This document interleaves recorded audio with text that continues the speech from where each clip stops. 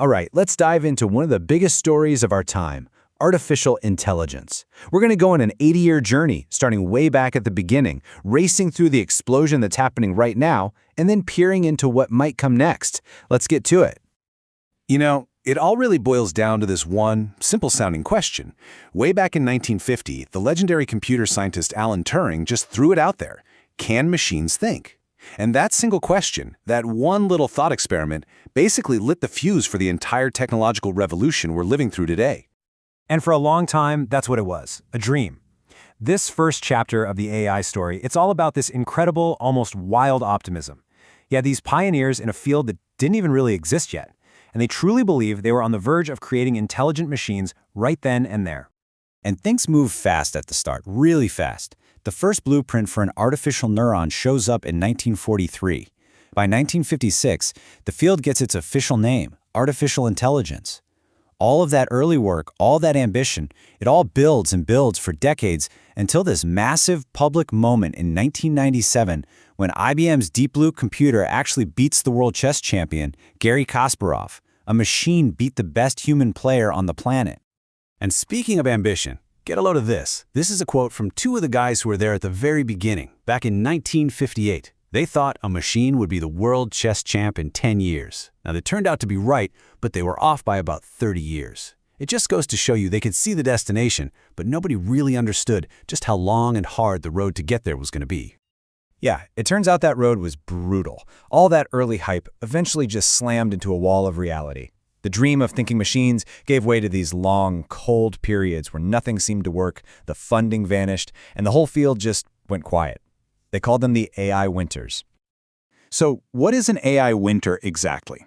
Well, it's pretty simple. It's what happens when the promises get way, way ahead of what the technology can actually do. The early machines were just too weak. The problems were too complex. They had promised the world a thinking machine, and what they delivered were basically glorified calculators.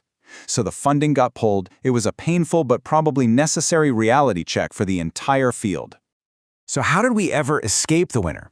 It all came down to a huge shift in thinking, a totally new game plan. You see it here. The old way was trying to hand code intelligence. We tried to write down millions of logical rules, like if this, then that. But it was super brittle. It would break if it saw anything new. The new way, it flipped the script entirely. Instead of feeding the machine rules, we just fed it mountains of data and said, you figure out the patterns. And that changed everything. And changed is putting it mildly. That single idea is what led us directly to right now. And it doesn't feel like a slow thaw. It feels more like a biological event, like a Cambrian explosion, where all these new forms of AI are just bursting into existence all at once. So if you've been asking yourself, why is this all happening now? Why is AI suddenly everywhere? This is why. It wasn't one thing, it was a perfect storm of three things hitting at the exact same time. 1, the internet gave us this ocean of data to learn from. 2, we got crazy powerful computer chips, GPUs from the video game industry of all places. And 3, we finally figured out smarter algorithms, especially this thing called deep learning, that could actually make sense of all that data and all that power. And boom, that convergence brings us to today. AI is not some futuristic lab experiment anymore. It is here. It's a real, powerful technology that is actively getting woven into pretty much every part of our lives and our economy. And this isn't some niche tech thing. Just look at the numbers. More than 70% of major industries are already using AI. It's not a question of if it's going to be used anymore. It's becoming the standard price of admission to compete. Let me give you a few quick examples. In healthcare, AI is helping scientists find new medicines in a fraction of the time. It's spotting diseases in medical scans better than human experts, and it's even helping create custom treatments based on your specific DNA. How about finance? Every single time you tap your credit card, there's a good chance an AI is watching that transaction in real time, sifting through billions of data points to make sure it's actually you and not a scammer. It's a huge part of what keeps our financial system safe. And it's not just serious stuff like science and money. In the creative world, AI is a game changer. These tools are giving professional-grade powers to everyone. You can generate images, write music, create voices.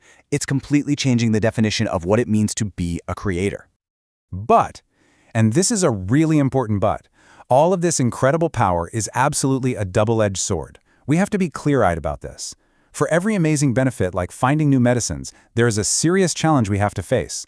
Things like jobs being displaced, biased algorithms, and of course the massive threat of deepfakes and misinformation. Figuring out how to get the good without the bad is maybe the defining challenge of our generation. And that brings us to the future. What happens next?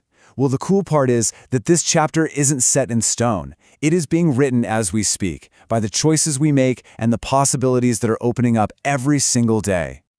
So what can we expect in the next 10 years or so? Well, the experts seem to agree on a few big things. First, AI is going to get a lot cheaper and easier for everybody to use. It's also going to become multimodal, meaning it won't just understand text. It'll understand images, sound, and video all at once. Expect to see AI teammates at work, and get ready for some major scientific breakthroughs powered by AI. Now for the million-dollar question. What about AGI, or Artificial General Intelligence? We're talking about an AI that can think, reason, and learn just like a human. This is the big one. And honestly, the experts are all over the map. Some think we're shockingly close, maybe in the 2030s.